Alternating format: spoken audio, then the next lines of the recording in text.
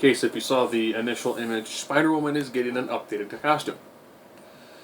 Now, depending on how you're looking at this, the form-fitting red one with more of the yellow hourglass more towards the center, that is the older costume.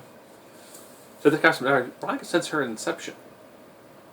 Of course, back in that time when they were drawing costumes, the female form, while still being overly accentuated, was still realistic. Over time, busts and hips got much, much larger, waist got much, much smaller. That's why she has a very, very accentuated hourglass figure. Of course, that I believe is what I think it's Avengers 14, one of the versions, and the other one next to it is her new updated costume. I claim no ownership of the pictures. They were just ones that I found. They're using multiple websites that actually seem to work pretty well. Recently, Spider-Woman has had people draw her in much more salacious poses. More looked like she was very much a stripper on the stage.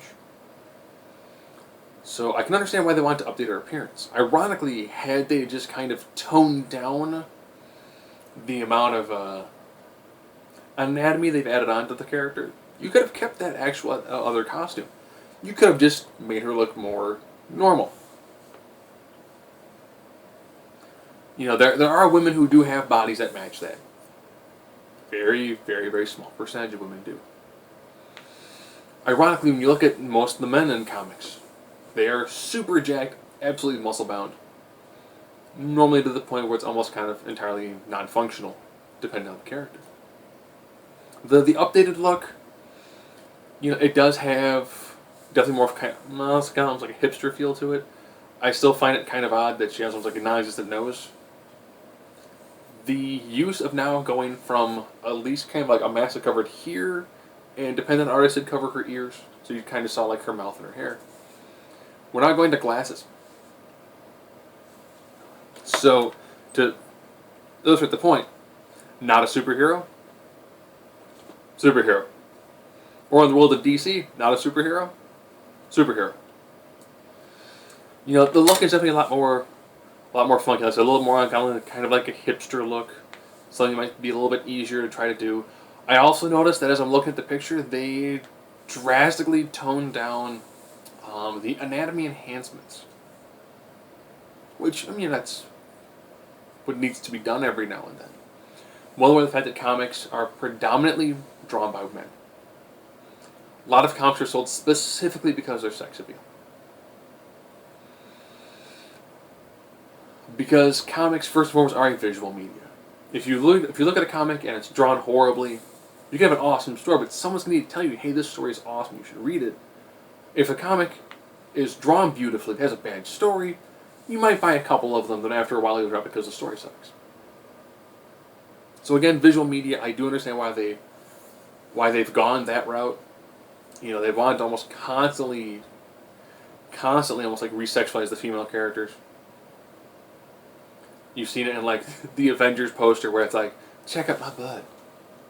And all the other guys were like, raw, strong, impressive pose. I've got a bow and arrow. I've got a shield. Repulsor blasts. Hulk's gonna throw a car. Check out my butt. So it is nice that they actually are going to tone down her costume. Her powers, you know, she's not really related to Spider-Man in any way, shape, or form. You know, her powers depending on writer. For a long time, she wore a black and white costume, and they gave her side webs kind of like a purplish color. I want to say it was West Coast Avengers style, which, you know, show that you actually can draw this character in a way that looks kind of normal. Yes, of course, these people are, you know, they'd end up being your world-class athlete, so they would be your top, you know, 0.1% of physical specimens. But given what it is that they do, I would doubt that they would have bodies like this. So, interesting the fact that actually you're going to go through the idea of, you know, making a much more realistic, more emulatable sort of character. I know people who love Spider-Man, but they're not hitting the gym to become, you know, wicked Spider-Man tone. So it is interesting. I think it's unique that they're actually going to go through this. I do think that it has gone to a point where her costume got so over the top, and the way she was drawn was just horrible. One of the pictures I also found too had her essentially laying on her back with her legs spread, looking up at the reader, and I do believe she was groping herself. And it looked like she was flashing her hoo ha to essentially the logo, which was partially obscured by her knees because she was somewhat spread eagle. And you kind of go, yeah, I do think that it's probably time for a change. I mean, you tend to not see that many covers of Iron Man, entirely naked with like the Iron Man gauntlet covering his junk. Or just the Iron Man helmet. They tend to not do that. You don't see lots of covers like, check it out, what? Thor got his hammer back. And he's there, again, just with like the helmet on and a hammer in front of his stuff. Or he's got like more of a side profile, like 3/4, with like butt cheek. You can see the hammer like dangling in between his legs. They don't do that for male characters. They do it for female characters, and it is one of those things that if you've got a daughter, you're like, I want her to enjoy comics, but I don't want her to think like, okay. When Wonder Woman grabbed Thor's hammer in the Marvel DC amalgam one, and they gave her essentially a metal bikini. Why? Everyone else picks up they either look normal or they get body armor. She got like metal bra and bikini. Starfire.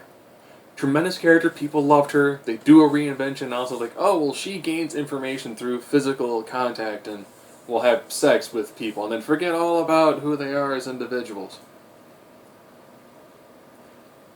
Did we mention she's pretty much going to fight like in thigh highs and a thong now?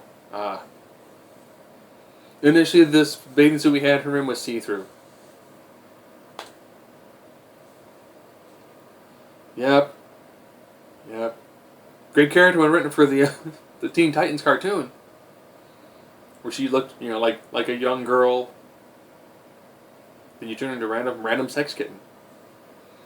Hopefully doing this, redesigning the character will lead to people actually writing her like a human. I know over time that happened tremendously too to Catwoman. Lots of people know the Catwoman suit with the zipper stopping right about there. Right about there. Just enough to be like, hey, check it out. I've got a distraction tool. You have guns. Or Power Girl with the boob window. Maybe we'll see these characters get some redesigns as well. Or maybe they'll just continue to be the sort of things that when you're flipping through an artist book at a convention, there's a spot where it says like warning, and then everything beyond that is just naked superheroines who tend to get bought by the guys who smell like cottage cheese and Cheetos.